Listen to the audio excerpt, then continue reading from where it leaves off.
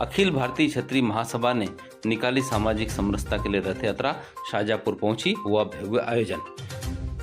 देश में आर्थिक आरक्षण लागू हो और हर वर्ग हर जाति में जो गरीब है उसे इसका लाभ मिले, तभी देश में सामाजिक समरसता आएगी। देश को एकजुट रखना और देश में भाईचारा कायम रहे, इसके लिए सामाजिक समरसता जरूरी है।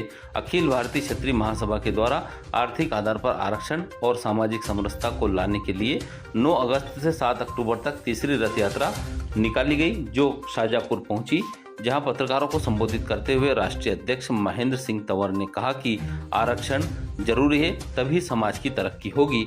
इस दौरान अखिल भारतीय क्षत्रिय महासभा के प्रदेश अध्यक्ष श्री रामवीर सिंह सिकरवार सहित कई पदाधिकारी मौजूद रहे।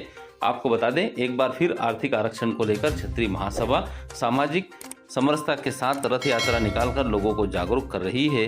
राष्ट्रीय अध्यक्ष महेंद्र सिंह तंवर ने कहा कि 9 अगस्त 2022 से यह तीसरी रथ यात्रा है, जो देश के विभिन्न राज्यों से होती हुई 7 अक्टूबर को दिल्ली में संपन्न होगी।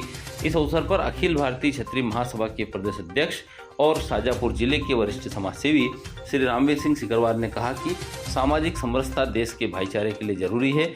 देश में सामाजिक समरसता आएगी तो देश उन्नति करेगा। हिंदू, मुस्लिम, अजजा वर्ग जो भी गरीब है उसे आरक्षण का लाभ मिले और आर्थिक आरक्षण देश में तरक्की का विकल्प है। इस अवसर पर अखिल भारतीय क्षत्रिय महासभा के राष्ट्रीय पदाधिकारियों के साथ साथ अखिल भारतीय क्षत्रिय महासभा के स्थानीय कार्यकर्ता भी मौजूद रहे। आपको बता दें, श्री रामवीर सिंह सिकरवार के नेतृत्व में यह आयोजन हो रहा है।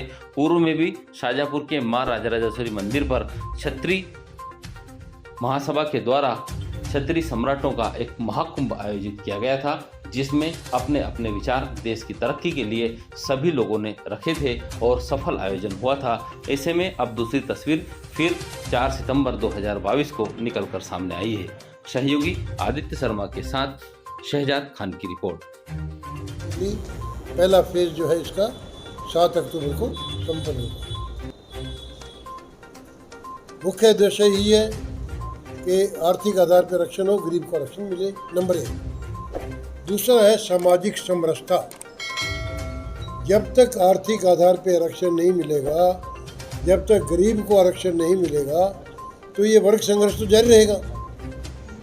जातियों को लेकर, वर्गों को लेकर, सबकास्ट को लेकर, तो ये जो जहर है जो आज विद्यमान है पूरे देश में, जाति के नाम पे, संघर्ष, समाज के नाम पे, वर्ग के नाम पे, इलाके के नाम पे, तो सामाजिक समरसता और आर्थिक आधार पर आरक्षण ये एक सिक्के के 2 पहलू हैं। तो हमने इस बार महाराणा प्रताप जयंती पूरे देश में सामाजिक समरसता दिवस के तौर पर मनाई है। राजपूत पृथ्वीराज चौहान, राजपूत फलां, नंबर 1।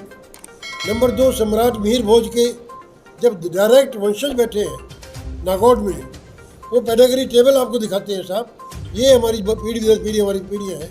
मैं राजपूत हूँ, वो राजपूत थे, और इसके बावजूद भी कहते हैं कि हम राजपूत नहीं, वो महान पुरुष थे, हम उनको राजपूत के नाम से नहीं पुकारना चाहते, नंबर 1। नंबर 2, सम्राट अनंगपाल है। सम्राट अनंगपाल के जो डायरेक्ट वंशज हैं, पाटन महाराज, जयपुर में उन्होंने हमारे को बुलाया अपने घर पे, पैलेस में हमारा स्वागत किया। डायरेक्ट वंशज है सम्राट अनंगपाल के।